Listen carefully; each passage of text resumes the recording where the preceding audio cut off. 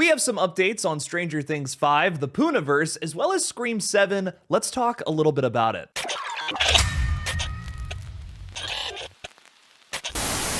Hey everybody, I'm Killjoy Jake, and instead of having friends, I have horror movies. If you're excited for upcoming horror films and TV shows just like me, then make sure to like this video and subscribe for more horror updates just like this one. Also, the best way to support this page is by becoming a channel member or Patreon supporter, where you'll get exclusive review videos. Patreon supporters even get to see trailer reaction videos that YouTube won't really allow me to post. It's getting real rough for movie YouTubers, man. I am getting a ton of different claims from Warner Bros. Based on a lot of reviews I've done on some of their movies this year. In fact, my weapons review has been completely demonetized because I used clips from the trailer, which I do in almost every video I upload to this page. Shit's getting crazy. If you want to keep me in business, please support me over on Patreon. I would greatly appreciate that. Thank you all so much. Now let's get into the updates.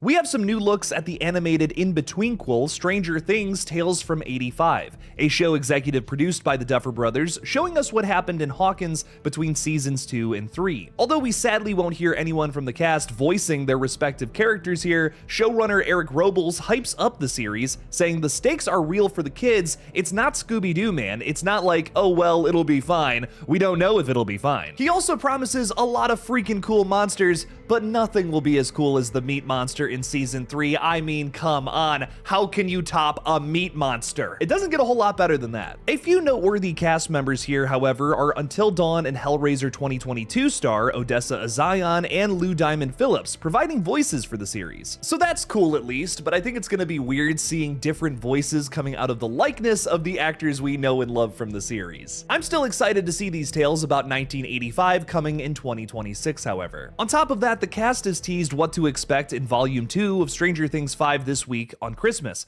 notably saying that the finale on New Year's will be emotional. It's also been described as both heartwarming and heartbreaking. I think we're definitely getting the death of one of our main characters here. It gets even scarier as the Duffer Brothers appeared on Fallon, where they purposefully dropped a Steve Harrington Funko Pop off of a desk, indicating to some viewers that Steve might die in the next couple of episodes. The Duffers did say on Late Night, however, that they don't really know where the Steve dying theories have come from, opposed to the fact that he's just a beloved character, so killing him would get a big emotional response. But does it work with the story?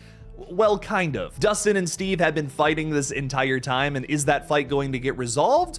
Or is it going to get resolved when one of them dies and the other one is holding the other in their arms, bleeding out? I hope not. God, I hope not. I guess we might find out this Thursday where the next 3 episodes release, or even when the finale drops on New Year's Eve. I cannot believe that I somehow got tickets to see this thing in theaters. Let me know down in the comments where you're going to be watching the finale. Or I guess the better question is, where are you going to be crying your eyes out? In a room full of people or by yourself at home? Over on his Instagram, Scott Chambers from Jagged Edge Productions, who also plays Christopher Robin in Blood and Honey 2, as well as the upcoming Blood and Honey 3, has given us a big update on where the Poohniverse is going next. He's confirmed that Winnie the Pooh Blood and Honey 3 will be filming starting this March. The lead actor and producer will also be directing this time, replacing Reese Frake Waterfield, who will serve as a producer. Listen, anybody who's able to make a sequel that tops the original film, you're always going to have my attention, and man, Blood and Honey 2 is better than the original in literally every facet. I hope that upward trend continues for part 3. Scott also announced that Poohniverse Monsters Assemble, the crossover movie that will tie together every single character we've seen in all of the spin-off movies so far, that will begin filming next year as well. And last but not least, Chambers confirms that B&H 3 will feature more flashbacks to Baby Pooh when he was just a child. That calls back to a lot of the flashback scenes in Blood and Honey 2, where we learned that all of the different monsters and monstrosities that live in the 100-acre wood were once children that were experimented on and turned into animal hybrids. I'd probably be pretty pissed off if I was in that situation too. It sounds like in this next one, we're going to be learning more about their horrifying backstories. These movies, at the very least, are always good time B-movies and certainly have found their audience. Before we get to those movies though, it seems like next up on the slate is going to be Pinocchio Unstrung. To my knowledge, the Murderous Puppet movie is in the can, and it was previously announced that we'd see it in late 2025. That doesn't seem to be the case anymore, and I'm hoping hoping to see it in quarter 1 or 2 of 2026. From what I know about that movie, it's the TCU film I'm probably the most excited for. Sounds like a lot of crazy body horror. I won't say any more than that. Here's hoping for some more updates, especially on that flick soon. Fingers crossed.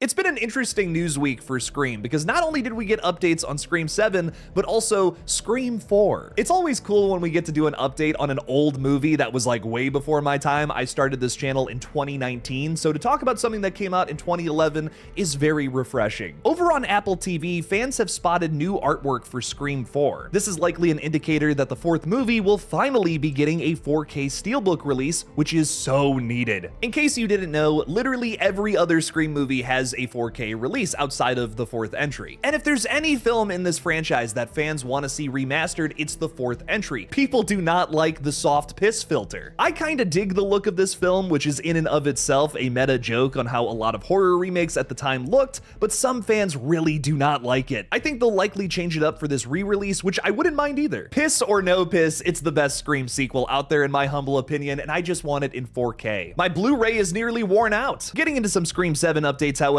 Scott Foley talked with Us Weekly recently about returning as his Scream 3 Ghostface, saying the character I played, Roman Bridger, was sort of unceremoniously killed, as he should have been, but when I got the call from director Kevin Williamson, who I've known forever, I did Dawson's Creek years ago, and then Scream, and Kevin's been an acquaintance for years.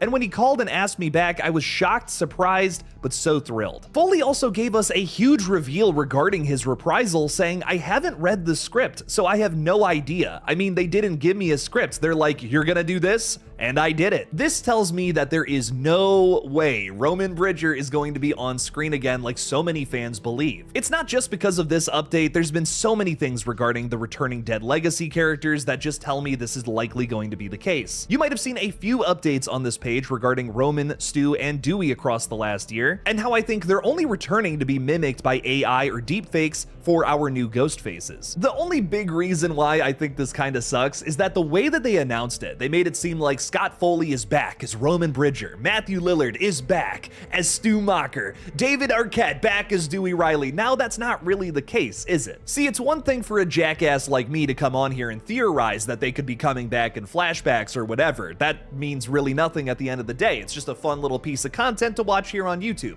But when the official marketing says exactly that, Scott Foley is back as Roman Bridger, I'm not gonna go on the whole rant again, that's going to mislead fans. That seems like the only reason they did it is to put butts in seats, which just comes off as very desperate in my opinion. Sadly, I know some of you really want to see Stu come back and be the killer, but I just genuinely do not think that's going to be the case. And this is putting my own bias aside. You guys know I don't really even want to see that. I just genuinely don't even think that's what they're doing. I think they're just teasing it to get fans to come see this movie in February. On the plus side, however, to talk about things that I want to see from this franchise, this feels like it's commenting on a big thing that is threatening the entertainment industry right now. The tech bros are becoming a major threat to not only the entertainment industry, but also the environment. Scream 7 could win a lot of people over by showing our new ghost faces vilify AI or deepfake technology to further their sinister agenda. I mean, I can't complain about all that. One of the big pillars of what makes this franchise so great is meta commentary. One last thing about Scream 7 that I really haven't touched on because I just think it's a bunch of bullshit. There's a ton of Scream 7 boycotters who are allegedly putting out the entire plot of the movie, essentially spoiling it months before its release. I don't want to generalize because I don't believe this is why everyone is doing it, but for me, I feel like the reason why a lot of people are boycotting Scream 7